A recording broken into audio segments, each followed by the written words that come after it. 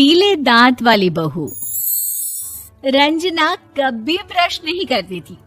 उसे कितनी बार उसके माँ बाप ने डांटा, लेकिन उसका कोई असर उस पर होता ही नहीं था, जिस कारण से उसके दांत पीले पीले हो जाते हैं।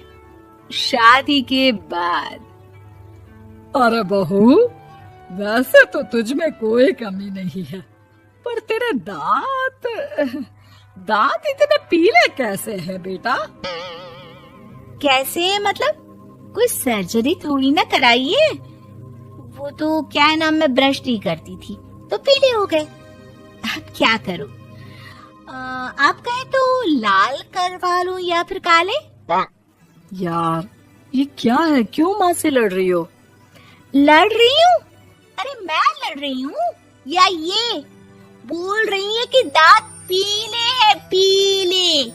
अरे तपस्या थोड़ी ना की है इन्हें पीले करने के लिए। बकायदा ब्रश नहीं किया है 20 साल तक, तब जाकर।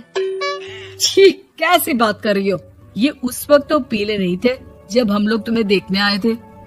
अरे तब साफ करवा लिया होगा डेंटिस्ट के पास जाकर। अब देखो कैसे पीले पीले लग रहे हैं। रंजना सास की तरफ गुस्से से देखती है। फिर शुरू हो गई पीले पीले पीले। अरे पीले तो तब भी थे जब मेरे हाथ का रसगुल्ला उड़ा उड़ा कर खा रही थी और बोल रही थी, लड़की नहीं गुणों का खजाना दे रहे भाई साहब आप। खैर, अब वो लोग करते भी तो क्या करते, पीले दांत वाली बहू पल्ले पड़ी थी तो झेलना तो था ही। एक दिन कीर्तन में रंजना गाना गा रही थी। अरे कमला बहन, माँ का द्वार है, यहाँ तो सब शुद्ध होकर आते हैं, फिर अपनी बहू को ब्रश भी नहीं करवाती तुम। दूर से पीले पीले दांत भक्ति में बाधा उत्पन्न कर रहे हैं। अरे कोई 2 साल की बच्ची थोड़ी ना लेकर आई हूँ मैं बहू बनाकर। अच्छी खासी लड़की है, अरे कैसे करवाऊं ब्रश? ये तो उसे खुद करना चाहिए ना। अब माँ बाप तो इसके जैसे तैसे निपटा दिए, ये नहीं सोचा कि सास कैसे संभालेगी। सास बहू को लेकर घर आ जाती है, लेकिन सोच लेती है कि अब इसे लेकर कहीं नहीं जाएगी। अगले रोज बहू कहती है, अरे क्या हो गया, मंदिर नहीं जाना क्या? कीर्तन का वक्त हो रहा है। मेरी मधुर वाणी से कान्हा जी जागते हैं और सोते हैं। आप तो जानती है ना उनकी भक्ति में कितना मन लगता है मेरा। वो क्या है ना, तबीयत ठीक नहीं लग रही है मेरी, आराम करूंगी मैं। तबीयत ठीक नहीं लग रही? अभी तो मिथुन के गाने पर नाच रही थी आप, और अब बोल रही है कि तबीयत ठीक नहीं लग रही। अरे भक्ति में मन लगा लो सासू माँ, ऊपर जाना है, क्या मुंह दिखाओगी आप? हाँ? सास को बहू की बात पर गुस्सा आ जाता है।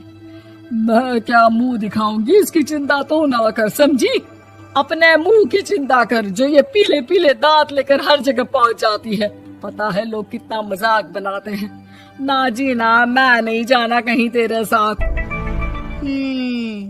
तो ये बात है। कोई ना, मत जाओ, मैं अपने कमरे में ही बैठकर भक्ति कर लूंगी। ऊपर वाला दांत थोड़ी ना देखता है, मन देखता है, भावना देखता है। और अरे बस बस, तू सब कुछ दिखा, बस ये सफेद चमकदार दांत ना दिखाना किसी को, है? जा यहाँ से। बहू को सास की बात का कोई फर्क नहीं पड़ता, वो तो जैसी थी वैसी ही रह जाती है। सुबह नहाकर किचन में खाना बनाना, फिर खाना खाना, कीर्तन भजन करना और सो जाना। एक दिन, माँ जी मैं सहेली के घर जा रही हूँ, शाम को लेट आऊंगी। हाँ हाँ तो जाना, मैंने कौन सा तेरी आरती करनी है घर पर बैठकर। रंजना सहेली के घर जाती है, जहाँ वो पार्टी में जाने की तैयारी कर रही होती है। अरे शिखा, कहाँ जाने की तैयारी कर रही है? मैं गलत वक्त पर आ गई क्या? अरे नहीं यार, उल्टा सही वक्त पर आई है। मैंने ये साड़ी और ज्वेलरी निकाली है यार, शाम को इनके ऑफिस की एक पार्टी में जाना है। बताना कैसा लग रहा है ये सब? नहीं यार, इस ड्रेस के साथ तो वो वाली ज्वेलरी अच्छी लगेगी। हाँ हाँ सही बोल रही है, मैंने ध्यान ही नहीं दिया। वैसे तो हमेशा से मस्त फैशन सेंस रखती है। तू तो बड़ा जाती होगी ना पति के साथ पार्टी में। रंजना कुछ नहीं बोलती, बस सोचती है कि यार काश ये बात सही हो जाती, पर मैं क्यों नहीं जाती पार्टी में? क्या इन लोगों की कोई पार्टी होती नहीं होगी? रंजना घर आती है और रात में पति से सवाल करती है, एक बात बताइए, आप मुझे किसी पार्टी में क्यों नहीं ले जाते? क्या आपकी यहाँ ऑफिस में पार्टी नहीं होती? पति बेचारा क्या कहता कि दांत पीले हैं तुम्हारे इसलिए। अरे कोई पार्टी होती नहीं हम लोगों के ऑफिस में, तो कहाँ से लेकर जाऊं? और मार्केट, मॉल, कहीं वीकेंड घूमना, कहीं तो। अरे यार सारे हफ्ते में एक छुट्टी मिलती है, तो सोचता हूँ कि आराम ही कर लूं। क्यों? रंजना मन मार के रह जाती है।